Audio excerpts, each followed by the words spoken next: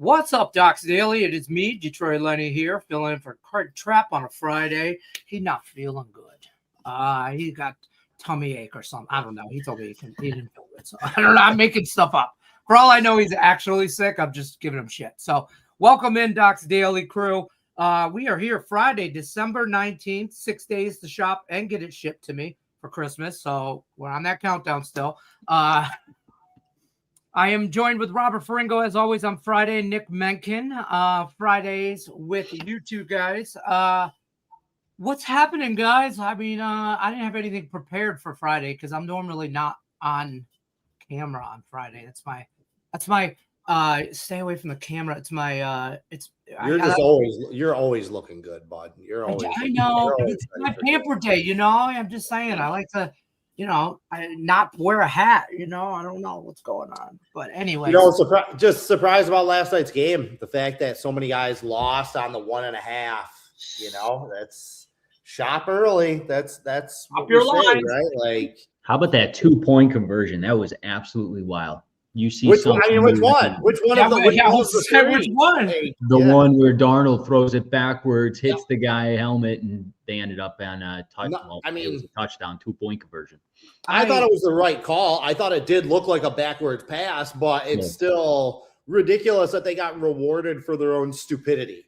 You know what I mean? Like, it was a bad play, and they ended up on top because of it. But just when I was watching the replay, I thought that it was a backwards pass. And I didn't have a dog in the fight. Like, I didn't have anything on it. I was rooting for Seattle just because a few guys like Strike My Sports, Vernon Croy, had Seattle. But didn't matter to me. But either way, they get that call, and then the people that had Seattle still didn't cover. You either took the push on one or lost on 1.5. But that's one that you can't feel bad about because that wasn't the right side. They weren't the better team last night. It took a punt return touchdown, fluke 2-point conversion. I personally, by the way, still hate the fact that in overtime, if you give up a touchdown, you still get the ball back. To me, that's trash. I like that both teams get a possession unless you give up the touchdown. You let somebody march down the field in overtime and score a touchdown, game over. You can't complain, we didn't get the ball. No, you had 60 minutes, and then you had a chance to stop them, and you didn't. Hold them to a field goal, you get the ball. Okay, go do something with it. But I think that's kind of stupid too. We could thank the Buffalo Bills for that one. Right? Dude, they're so exactly. Get a stop, dude. Get a stop in that game. Stop them with 13 seconds left or stop them in overtime. You can't cry that you were done dirty by the rules because you couldn't get a stop. I can't stand Sean McVay and his stupid little 19-year-old boy haircut. And what I would have YouTube cover your ears. He's a douchebag. I'm just saying, I just feel like he gives that kind of vibes, I'm a Matt Stafford fan. How do I not be as a Lions fan? I rooted for him. I'm glad he won a Super Bowl. I was rooting for him, but that's where it all stopped after that. But I just thought, Seahawks players said it, and you could see it on the field. When they were up 30-14, I was the guy that, I walked away from the TV because the game was over. I was the guy that went and, made a sandwich and went to the garage and putzed around. And, and then I came back and I'm like, what the hell's going on? And then, but, you can't, this just goes to show that the Seahawks, though, last night just kind of gives you the definition of, I feel like, how their whole year has went. Meaning they don't quit fighting. They don't quit playing. They play a whole game's worth of football, and sometimes the ball just bounces the right way for them. And I don't want to call them lucky. I don't want to say that word, but they are definitely, rolling with the right momentum, I guess. Sometimes the ball just bounces your way, and I think the Rams are the better team. You want to take that one, Nick? What, that the Rams are the better team? I believe so. But the Seattle defense, it didn't look great. But that second half, they needed to turn the ball over, and they got those turnovers that they needed. This is a Seahawks team that's been under the radar all season long, and they keep fighting, like you said, Lenny. So I'm high on this Seahawks team and Sam Darnold. I think he solidified himself here as the franchise quarterback here, and he's doing really good things. And we saw it. Yeah, they got a little luck yesterday, but these Seahawks are one to be reckoned with here in the NFC West. See, it's funny because in the first game, Seattle was a better team and they lost. They lost because Darnold had 4 turnovers, but they lost. Yesterday, the Rams were the better team and they lost. So, throw everything out the window when these two be. For me, my takeaway is still that Sam Darnold sucks. I'm sorry. I don't think he's great by any means. He's the reason He's a winner. He is the reason I didn't bet on that game on Seattle. And I'm thankful for it, is because I don't trust him in a big spot. I've been saying this since the summer. I love everything about Seattle. I like the coaching staff. I love their offensive coordinator, their line, their defense, their weapons. I love everything. But I refuse to jump on board because Sam Darnold's a loser. I'm sorry. He accidentally won that game. Again, punt return, touchdown, fluke 2-point conversion where he actually screwed it up. You know what I mean? The ball got knocked down. And all you had to do was watch that possession before the punt return touchdown where they dropped the zone blitz and he ended up throwing that terrible interception to the defensive lineman. You've been in the NFL that long. You played on how many teams and how many systems, and they tricked you that easily with a zone blitz on a third down, right? It wasn't even a fourth down where you got to throw it because whatever. That's who Sam Darnold is. He had 4 turnovers in the first game. He had 2 more last night. He's the reason why this team, I don't consider them a realistic Super Bowl contender. Not even a little bit. I don't trust him to not lose you the game. And he tried to do his best. What I was disappointed on that game, though, I went into that game thinking the Seahawks defense would at least slow Puka Danuka, whatever the hell his name is. I call him Puka because his name just sounds like a hookah thing. So Puka Nuka. I thought they could slow at least 12 catches, 225 yards with 2 touchdowns. Is ridiculous. The guy that they're throwing it to. Right. And they could not stop it. And I thought I had more faith in Seattle's defense. Yes, they come out with that win. Rams in the over and a teaser. Lock. Boom. Seattle with home field advantage in the playoffs with those fans. One of the hardest places to go in and pick up a win. That is not going to be good for any team in the NFC North. Or NFC. I'd rather play Seattle than the Rams. From a line, not in Seattle. I don't give a shit where it's at. I just don't. They're not coming out of the NFC. They're just not. Yeah. They can have the number 1 seed. They can have home field. They can have all of that. But will we see them again? I think Green Bay would beat them. I think Chicago could beat them. I know all anybody does is dog Philadelphia, but in a playoff type setting, are you going to trust Sam Darnold or are you going to trust Jalen Hurts? Yeah. You know what I mean? If the Rams have to go there again to play them, they're not going to be scared of Seattle. So, it's kind of like Denver in the AFC. They're going to be, they're going to deserve that home field advantage. They're going to deserve that number 1 seed, and they're absolutely not going to the Super Bowl. That's my takeaway from they're really good, great regular season. They deserve all the accolades. But my takeaway from there, and again, talking about defense, that's now the 3rd time in 4 games that the Rams have given up 30 or more points. And the more you think about it, I like the guys on their defensive line too, but who are the real difference makers in the back 7 for that Rams defense? Is that Rams defense really all it's cracked up to be? I don't think so. After last night, I don't think so. Yesterday, I was right here on this show. And I believe I said this. I think the Rams or the Seahawks defense is the best, one of the arguably the top 3 in the league right now. But at that being said, not after last night. But then the Rams can't wait for part 3 of this game because I think they're going to play again in the playoffs. That somehow they'll meet or something, and I think it'll be a good game again. And it'll be a flip a coin kind of game, but I'll be on the Rams if they meet again in the playoffs. I hope not. I hope the Bears just steamroll everybody in the NFC. Well, of course. Right. Just 40. But if I'm Chicago as a Chicago fan, I'd rather play Seattle than play Los Angeles. Agreed. I want to be Western Michigan right now. We do have a bowl game going on. They are just destroying Kennesaw State, 41-0.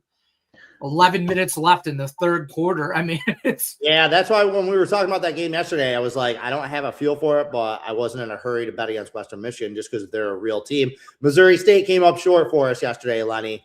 It was close. Yeah. It was close. Had a chance late in the game, but I always texted you last night because I also double dipped on the team total over 27.5. I won that shit by the hook. So I was like, last night, I was the happiest kid in the world to lose $10 because you know what I mean? I had a unit on each, and I was like, at the last minute, I was right before I did my members video, I'm like, I got one college football game, and I'll just take a Missouri State over the team total because I'm perplexed, whatever. And I was like, thank God, I last minute Lenny. That's what they call. That's what my wife calls me, last minute Lenny. And because I'm like, I'm not prepared. I'm not playing. We show up to the show at 9:58, and we go live at 10 a.m. my time. You know what I mean? We're always ready to go, buddy. You are always ready to go. Now look, so we had you ain't got to get ready. That's what I tell my wife. You don't have to get ready if you stay ready. Now, we had a game last night that it was one of those discretion is the better part of valor games. I didn't think that there was value either way. I sat back and watched it and enjoyed the game. I feel the same way about Alabama, Oklahoma tonight, Nick. Do you like a side in that game? Because for me, I think on a neutral site, I like Alabama. I don't think Oklahoma beats them twice. I think Alabama's a little undervalued right now. Now, they're not the Nick Saban Alabama. They're not going to win the national championship. They're not that team. But you can't tell me that they're not one of the 5 most talented teams in college football that's still playing right now. I just refuse to believe that with all the blue chip prospects they have on both sides. However, they got to go to Norman. They got to go to Oklahoma. And we saw what home field advantage meant last year in the playoffs. I think it's going to mean the same thing this year. So until I see a playoff team go into someone else's stadium in one of these types of playoff games and win, you got to back the home team, right? Like, what's your takeaway?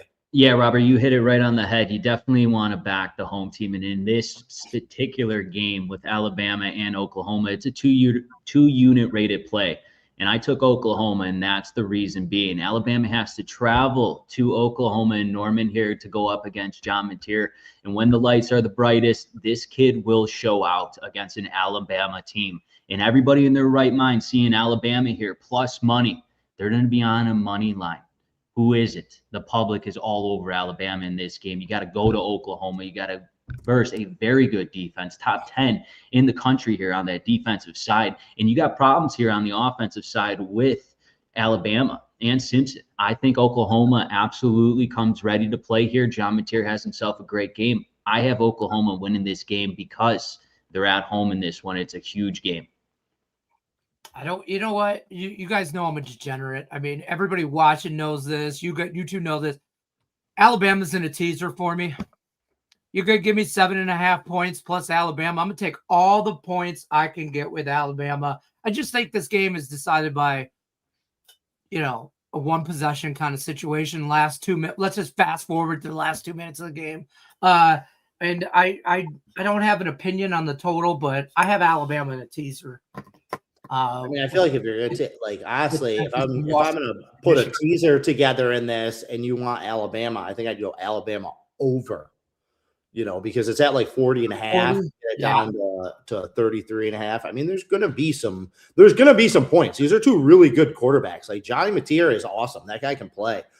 Ty Simpson, he can play. Like, they went into Athens and they beat Georgia this year, probably the best road win of any team in college football. So they're not going to be scared. And like I said, it's just really hard to beat a team twice in one season when all things are equal. Kind of like we saw with the Rams in Seattle last night. Right. Like the Rams were the better team, but like those 2 are separated by this. I feel like the same way about Alabama and Oklahoma. There's just not a big enough separation between the 2 teams where I'm like, oh yeah, absolutely have to play Oklahoma. So for me, again, sit back and watch. And who does the winner play next week? That's a great question. They will not play Indiana, is it? No, hold on. I got the bracket. So they will play. They're waiting to play Indiana's waiting to play them. So does it matter? So I mean, I don't know. Either one of those might be a juicy little dog against Indiana. Not that I'm doubting Indiana's bona fides, but again, we saw it play out last year where the teams that played in the first week had an advantage in the second week. So, I don't know. I might be looking at that whoever comes out of this game against the Hoosiers next week. Quickly, I just thought about this, but quickly, your opinions on the I love the first round having the home field advantage. We've never seen that before, right? And then you don't like that. You like the neutral territory all the way around. No, I think, and I did a video that's on Doc Daily where I deep dive into this. If you want to check it out, like and subscribe to the Doc Sports YouTube channel. I think that the opening round games should be played on neutral sites. I think that the quarterfinal games, that the top 4 seeds, they should get the home games. Okay. Because the teams are at a disadvantage with the bye. The bye is not an advantage like it is, say, in the NFL playoffs where you have 2 weeks to prep. Because now these teams haven't played in over a month. So these teams are going to play this weekend, shake off that rust, get a win under their belt, get a little bit of momentum, and now they get to go play the top 4 seeds on a neutral site. Like, it's a total disadvantage to be one of the top 4 seeds. And again, just like we saw all 4 home teams win on campus last year, all 4 teams that won in week 1 won in week 2 last year. And part of it was because those teams in the quarterfinals that had been on a bye for a month, they were just a little rusty early.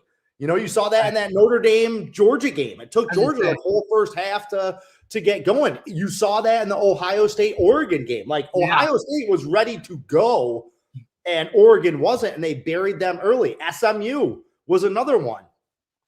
SMU lost in the first round. Regardless, the 4 home teams lost in the first round last year, and the 4 teams that had a bye on neutral sites lost the second year. If you're going to get a bye and you're going to make these teams wait a month to play, they should at least be able to do it in their home stadiums. And again, that should be a reward for being one of the 4 best teams in the country. I don't hate that theory. Interesting take. Bye, oh yay, you won the bye, but you got to sit extra time and get rusty, and you got to prepare for travel. Which, in my opinion, I'd rather be Oklahoma. I don't playing in Oklahoma against the Alabama. I don't want to play in Alabama. I don't want to play in Indiana. And I'd rather beat Alabama and then go to the Rose Bowl. I think Oregon is going to be a great test case for it. Like, they should win this week. They should win relatively handily. And then they get to play Texas Tech, who is a better team, better resume all season long. But now Oregon will have momentum. They will have knocked the rust off. And Texas Tech has got to play them on a neutral site. So, I wouldn't be I'm dead serious. I wouldn't be surprised to see Oregon favored in that game next week against Texas Tech. I think that number will be under a field goal either way. Even if Texas Tech is favored, I don't think it'll be about more than 3. Now, Texas Tech has been a killing machine at the window all year. That's the only thing that might throw this off. But I wouldn't be surprised if Oregon is favored. If they go out and beat James Madison, let's say 38-10, okay, at home, cover the spread, win in a blowout, you're telling me you're going to make them underdogs next week against Texas Tech? I don't think so. So where's the advantage for Texas Tech? Yeah. That's interesting. I like that break. Good job, Robert. Good job. Let me give my applause, but that made me think. I like that take. First round buyers get a home game. These games this weekend should be on neutral sites. I agree. Okay, because you have a lot of teams like the last couple teams that made it. Blah blah blah blah blah. Like, why does Oregon as the 5th seed get the benefit of playing at home? Again, Oklahoma is the 8th seed. Right. And they get a home game. They're 8th and Alabama is 9th, right? So you're telling me that these 2 teams are right there. That should be on a neutral site then. If both teams are right there, 8 and 9, instead, Oklahoma gets a massive advantage over a team just 1 seed line below them. Like, that doesn't make any sense. I mean, because I would like to see Miami, Texas A&M on a neutral territory. Right. Yep. I'd like to see that. As much as I would love to see James Madison pull an upset, that shit ain't gonna happen. But I think that maybe that would happen on a neutral territory. They'd at least have a better chance. What do you think about that Miami, Texas A&M game, Nick? I'm on Texas A&M as well, -3.5. I'm just not sold on Carson Beck. And like you said, Robert, these home teams in these situations, I think it's a huge advantage for these home teams in the first round of the college football playoffs. So that's a tough atmosphere to go into if you're Miami. You got an ACC team, and I just think this SEC football right now this year is a lot more dominant here than an ACC Miami team. But they will have a test in the front line on that defensive side for Miami, but I think Texas A&M's a much better team here at home. I feel like you and I are in the minority there because I'm with you. Like I have a play on Texas A&M as well. But the more I looked around this week and listening to people and stuff like that, I feel like there's a lot of Miami money, and I think there's going to be some late Miami money. So, but I agree with everything that you said. Do you think that's the public coming in on Miami money, or do you think that's sharp money coming in, or like? I don't know. I don't know. I don't think the Sharps have really taken up a heavy position in this game. If they had, I think we would have saw the line move like we did in the Alabama-Oklahoma. Like, remember, Alabama was a favorite early in this week. That line has moved almost 3 full points. Like, big money and sharp money, and that's not public money, okay? Public is probably leaning Alabama, but there's been big money that's coming on Oklahoma, and that has shifted that line. I think most people are looking at those fat spreads in the Ole Miss and the Oregon game. They're just like, that's not a position to go big either way, which I understand. I don't think that there's been any big bettors that have staked out a position. If not, we would have seen that line move in that Miami A&M game. It hasn't moved, right? 3.5, and it's still there. Yeah. Yep. I've seen some threes. Out there, but like nothing significant really. I hate that that's the early game. I wish someone would explain that to me. You got an 11 a.m. kickoff local time, which neuters some of the crowd. Like, how is that not the 8 o'clock game? You know? Right. How is that not instead, I mean, we get James Madison in Oregon. Or at least the 4 o'clock game, because if you want to say like Green Bay, Chicago, what channel is that on? Is that on Fox or is that Netflix or is that like a weird? I don't even know. So that's on Fox. They're both on Fox. Saturday. Okay, Fox. So you want to say, so they don't want to compete with themselves in that, but have it as the lead-in. Like that should be the 4 o'clock game, right? Okay, because that's the best playoff game, and then that's your lead-in to the Chicago Green Bay game on Fox versus we get them at noon and then they're going to leave and go do something. And then we hope they come back and watch the Saturday night game. So I don't know. I'm not a TV executive. 9 a.m. That's what time it goes off West Coast, Miami, Texas A&M. I'll be up at 8 with Cheerios. Get my Cheerios and bourbon. Yeah. Cheerios, a little bourbon, a little this, a little that. Nick, you have a big play in the NBA tonight, don't you? 6 unit in the NBA. I got double sixes, one on the NBA and one in the NHL tonight. You won your NHL top play yesterday, didn't you? With the Rangers, I've been scratching my head. I've been up and down, and finally we got a top play winner with the Rangers there. I was holding my breath. It took a little overtime in that one, but they got the job done. So we're coming right back tonight. I like this play. Oh, well, it was automatic. They were on the road yesterday, right? Nothing's automatic, but yeah. They're the easiest team in sports to handicap. Just bet them on the road. The St. Louis Blues giving me a heart attack. At home, right? Like, I don't bet the Rangers at home. I don't do that, only on the road. That's what I'm saying. Bet against them at home, bet them on the road, easy money. One game that I was looking at that I didn't use, I passed today in the NHL, New Jersey, Utah. I still think that Utah is one of the most overvalued teams in all of sports right now, frankly, like to be completely honest with you. New Jersey coming off that nice win over Vegas. So they're in a letdown spot. So that's why I didn't take them. But I'm all about fading Utah. Like, am I wrong that their money lines are off relative to like what they're putting on the ice? I like it. I like the Devils here tonight. I'm with you, Robert. Utah is a team that I just cannot figure out the right timing with this certain team. I like to bet them on the road. I feel as if they score a lot more on the road than they do at home. They're averaging right now about 3 goals per game, but I just think their offensive performance is a little bit better on the road. But Devils are a live dog here today, and I think the price indicates it -135 here. Devils look good against Vegas, and they've been kind of hitting that little rough patch, and now they're picking back up their momentum. I like how Markstrom looked against the Vegas Golden Knights and Nets. So Devils live dog today for sure. I stayed as far away from that game as I could. Utah started out, the year a little hotter. I think the public was straight up hoodwinked, thinking this was an expansion team, and it's the Arizona Coyotes with a new logo, folks. It is the Arizona Coyotes with a new logo. Now, don't get me wrong, change of scenery, some different players off season, this and that. There's spots for them that you can get some value, but now I don't know. They're a mediocre team. They are a 500 team, and yes. I just looked it up that they have been favored or laying juice in 13 of their last 17 games. Yeah. They're a 500 team. It doesn't make sense. And when they've been favored over teams like San Jose, they've been like minus 180. Yeah. You know what I mean? Like big favorites in some of these games. Like, I just don't understand it. Like minus 160 against Columbus, minus 190 against Seattle. Like, what is it that the odds makers are seeing with this team that I'm not? Like 3, 4, 5, 6, 7, 8. Yeah, and they're 8 and 9 in those 17 games. Yeah. So it just mediocre at best. And I think the longer the season goes on, the worse they'll get. Like, I talk about hockey being a game of runs, just like baseball. You're going to go on streaks. It's a long season. Utah's not in a rut right now. This is who they are. Yeah. Like at this point in the season, some teams, who they are. We're not trying to figure them out. Avalanche are the best team in hockey, period. You can't argue. I hate them. But with that being said, in the Colorado Avalanche, I feel as if everybody is going to be on. Everybody's on them today.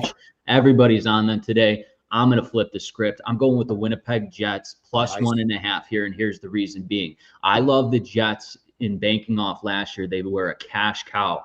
The reason being was their defensive play and their goaltending. Well, now Connor Hellebuck is back in net. This will be his 3rd or 4th game. He just dropped his last game, I believe, the Ottawa Senators there. In the game, they were up 2-0. They lost that game 3-2. I think Connor Hellebuck comes up and ready to play against the best team in the National Hockey League. I think the defense is tight here against Colorado. Yes, I'm not saying Colorado isn't the best team in the National Hockey League, but they do and should lose at some point this season. But they're 13-0-2, I believe, on their home ice. It is a tough one to put in, but I'm going with the Winnipeg Jets plus 1.5 here on the road. I think Hellebuck has himself a game in Colorado. They've never lost in regulation so far this year. They have 2 losses, and both are in overtime or shootout situation. They're 24-2-7. I mean, Colorado's a dog. There will be a dog all year. At some point, they'll come back down a little bit to earth, but I ain't got the balls to put – Winnipeg's broken. And I thought it was just like you said, Nick, all Hellebuck. It is like they were an automatic fade without him. He's come back, and I think he's going to need a little bit more time before I throw money down on trusting Winnipeg. Especially it's the Avs minus 1.5. I mean, it's the Avs on the puck line or go away for me. For me, that's just like some. I kind of like where you're going, Nick. Like, what's the price on that plus 1.5 too? Like, it might even be plus money on that. Maybe I believe it's minus 125. Minus 120. Yeah. Minus 120. Okay. I still think that's fair value with Hellebuck and a goal and a half. Winnipeg has won 3 out of their last 4 against Colorado. They won the last time that they were in Colorado. So I don't think they're scared about that. So, all right, we got some people knocking on the college basketball door. Is that line back up to 16.5 for Akron? Because that line was coming down all day today. That line opened at 16.5, came down to 14.5, which is weird because Eastern Michigan is Eastern Michigan. So, I would lay the points with the Zips. That's actually a rated play that I used, and that was basically, let me pull it up for you. So Akron's coming off a loss, and this is how they have done after a loss: 21-point win over Iona, 24-point win over Milwaukee. So they've rebounded very well. Also, they've won 5 out of 6 against Eastern Michigan. The margins of victory are 24, 31, 27, 37, and 19 points. So their last 5 wins against Eastern Michigan have come by an average of 27.6 points per game, and they have not beaten Eastern Michigan by fewer than 19 points since 2021. So, yes, we're taking Akron today. That's fair. I'm on High Point. That's my big college basketball game of the day. Don't ask me why. Can't tell you even where High Point is. Don't give a shit. It fit my model, and that's what I bet. So I'm just saying right now. Robert, you could probably tell me where High Point's at. North Carolina. See, I knew that. And he also asked about St. Mary's. And yes, I would lay the points with St. Mary's, but I don't like it. That number is off. It's just a little too high. It's just a little too high, but I think that they wreck. They're coming off a loss too. They're another team that's at home coming off a loss. It's the same reason I like Wisconsin tonight. Like, I hate to keep beating the dead horse, but you have these teams that are very good teams that are coming off of a loss. And if you just go back and look at what St. Mary's has done off of a loss and at home against other good mid-major teams, if you look at what Wisconsin has done this year off of a loss, it's nothing but double-digit win. So also real quick, somebody asked earlier in the chat about Tennessee and Kansas City in the NFL on Sunday. Nick, is Kansas City just going to mail it in? Do we just blind fade them down the stretch here? Like, they haven't been cashing tickets all year. So what do we do with the Chiefs? This game is so tricky, and it almost was a premium. The Chiefs are done. They packed it in, obviously, with Mahomes, but I'm looking at the Tennessee Titans here. Cam Ward needs to have himself a game, and I think this is where he has himself a game. When you get punched in the mouth as a fan, as a player, Kansas City Chiefs, your franchise quarterback goes down. Yeah, you got Minshew in there, but I don't think he's going to move the ball as efficient here. Tennessee, they're looking for another win. So I'm taking the points with Tennessee. I think Cam Ward has himself a game, and the Titans might pull this one off against a depleted Kansas City Chiefs team here, Robert. I actually have a rated play in this game, and it's on the Chiefs. I completely disagree with absolutely everything that you just said. Like, look, if it was still Chad Henne coming off the bench for Mahomes, I understand all the reasons why they have not to show up in this game and why this is an ultimate letdown situation for them. However, let's consider a few things. This is the fewest number of points that Tennessee has been getting all season long. The only other time that they were a 3-point underdog was against the Cleveland Browns. So are we going to compare the Cleveland Browns and Kansas City right now? They still have Andy Reid. And again, if it was Chad Henne coming off the bench, like, okay, whatever. I like Gardner Minshew. Gardner Minshew has some moxie. Gardner Minshew is a guy that, like, his teammates like him. Guys want to play. He's going to run around with his feet. Like, they still have to go out and play this game. And I just don't think that they're going to sleepwalk their way through it. I also just think Tennessee sucks. Like, they're just a really bad football team. Like, Cam Ward sucks. Their offense is starting to get things going. I like the over in this game also, because if you've been paying, what's that? Low total. 37.5. Well, because Tennessee all last year in the beginning half of this year, like, they had a stretch where they were held to like 18 or fewer points. And I'm making up the number, but it's something close, like 18 out of 20 games or something like that. But their offense is starting to come along because they found a little bit of a ground game. Like, Cam Ward still isn't passing for over 200 yards a game, but they're moving the ball a little bit on the ground. I think they'll have some success doing that against the Chiefs. And the way I look at this, if Kansas City just absolutely mails it in, nobody shows up, they lose to the Titans, okay, I was wrong, no problem. But if I'm trying to objectively handicap this, yes, Kansas City doesn't have the motivation of fighting for the playoffs, but they still have pride. They still have a good coaching staff. They still have better players. Like, it's Kansas City -3. Like, I don't think they're going to lose this game. I got to see Tennessee beat somebody that isn't the Browns before I'm going to be like, oh yeah, no, Tennessee's definitely going to win. If Kansas City was playing a moderately competent team, if they were playing like a mid-tier kind of team, if they were playing the Cowboys, if they were playing the Vikings, if they were playing a team like that, absolutely 100% with you. But they were playing one of the dregs. They were playing like down there with like the Jets, the Browns, the Raiders, like just a shit pile team. So if the shit pile team beats them, okay, cool. I was wrong about that bet. But I'm definitely putting my money on Kansas City here. Chiefs 1-5 on the road. The Titans are 0-7 at home, meaning this is their last opportunity, I believe, to get a home win. I don't want nothing. I kind of like that total. With Tennessee's 2 wins this year against the Cardinals and against the Browns. And remember, that Cardinals game was the one that they were down 2 touchdowns. 22-21, they won the game by 1 point, Down 2 touchdowns, and they had all that fluke stuff happen. And again, talk about their, like, Kansas City on the road. Yeah, their last 4 road games: at Dallas, at Denver, at Buffalo, at Jacksonville. All good teams. When Kansas City has played bad teams this year, they beat Washington 28-7. They beat the Raiders 31-0. They beat the Giants 22-9. So it's not pretty, and it's not going to be pretty. But, like you said, they're still the Chiefs. Like, yeah, they're still the Chiefs, right? They still got to play this game. It's not like a basketball game or a baseball game where you can just kind of sleepwalk your way through it. As soon as the other guy starts hitting you, you're right now, fight. Yeah, right. still fight. Yeah. I got breaking news.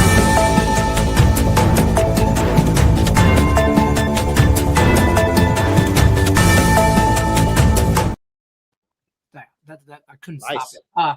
Two things. One, Kennesaw State scored. It's 41-6. Two, we might have a Craig Trapp sighting. I missed it in the chat. Damn it. Where is it? What did he say? Somebody in the chat said they saw Craig Trapp somewhere. Damn it. Oh, right here. Nathan, you got to snap a picture to win a t-shirt. You got to, if you find Craig Trapp out in the wild, you have to snap a picture for proof. If you don't get pictured, didn't happen. I believe I just saw Craig at Donato's. I don't know how to say that here in Cincinnati, or he has a double out here. Well, we do believe that this guy, Scott, could be Craig Trapp's doppelganger and also living in the Cincinnati area. So that is a working theory that we have on Docs Daily. He was mid-conversation, or I would have said something. I'd have been like, Craig Trapp, you owe me money. Absolutely should have interrupted him. Whatever he was saying was not. If you'd have got a picture with him, you might have got a hoodie instead of a t-shirt. I'm just saying. And then speaking of fighting, Action Jackson comes in here with Anthony Joshua by knockout round 1. Is he the guy fighting Jake Paul? Is that who we're talking about? I think so. Next to the UFC guy. I don't do UFC. That's boxing. I believe it's the Jake Paul. Yeah, I'm not obviously I'm not into it. I'm not into boxing either. I like boxing, but like I grew up with my dad, my uncles watching Tommy Hearns and Sugar Ray Leonard, and stuff like that. So those were, good fights or whatever, but I don't do the boxing. And Action Jackson is also ragging on my Chiefs take right there. Oh. This is very, very simple. Very, very simple. Oh, they're not.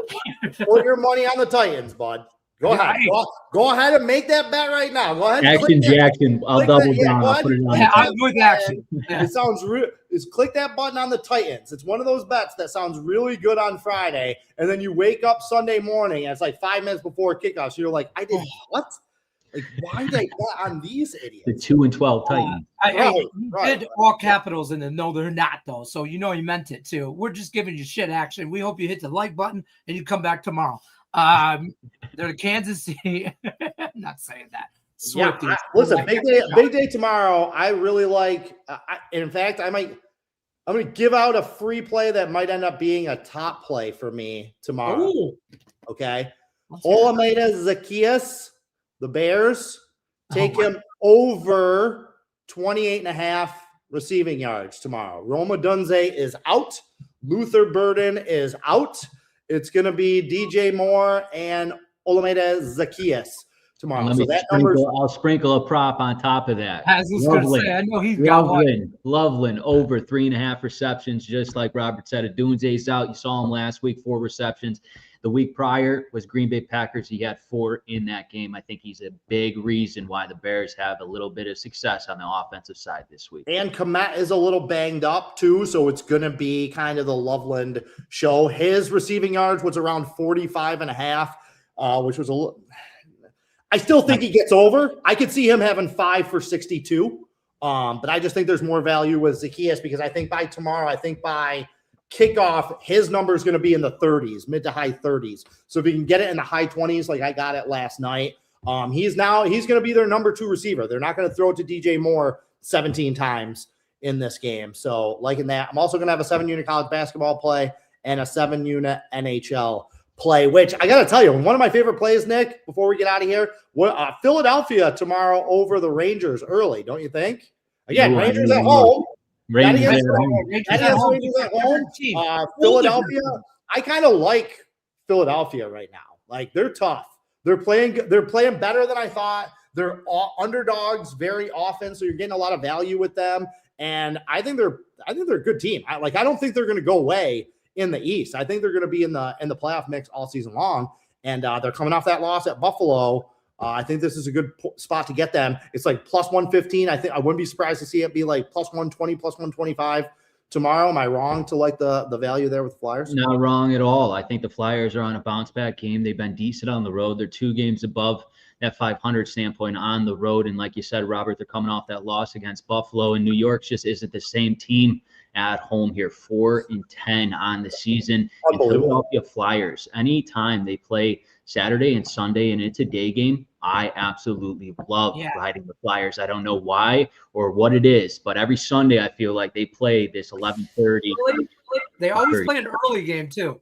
And their money at home for me. I love them here, even on the road early in New York too. I hadn't noticed that. Yeah, they got a winning record on the road, winning record at home, where the Rangers home and road splits. Like, until they prove otherwise, easiest team in sports to handicap, man. I'll tell you what, the Rangers are like an anomaly. I've never seen a team have such bad home and away splits than this team in hockey in my life. And I'll say this, the Flyers are a good team that's playing really good right now. They have potential to play really good right now. I should say that. And the Rangers are an exact spot for them to just come in and steamroll them and move on. And they'll be done and out of New York by noon. All right, boys. I got tickets to the Hawks Spurs game tonight. Taking my kid to see Wemby. Who's winning? Money on it? You got a big. I will. I will have Nick Menken's top play, which is in that game, which you guys should have. And also, Rafael Esparza has a top play on the total in that game. Nice. So I will have money with both of my homeboys on that one. And you guys can have it too if you use the free 60 down in the description. This is how easy it is. You get Nick's play for free and you get Rafael's play for free by using the free 60, and you can get on board with both of their top plays and bet along with me. And if either of those top play lose, you bet I'm going to be just harassing them from the game. Oh, you have to. All night. You have to. All good juju over here. We're gonna keep. Yeah, my son loves Wembanyama. That's his favorite player in the NBA. So they only come here once a year. Was able to get some real good tickets, so take him down to see him. Nice. Have a good time tonight. All you guys have a good Friday night. We'll be back tomorrow, Griffin and I, 11 a.m. Eastern time. We will be back with Docs Daily. So check us out there. Use that free $60 account, like Robert said. You can use that on any handicapper you want over at the website. It's free to use on day pass, week pass. You do you, Pikachu.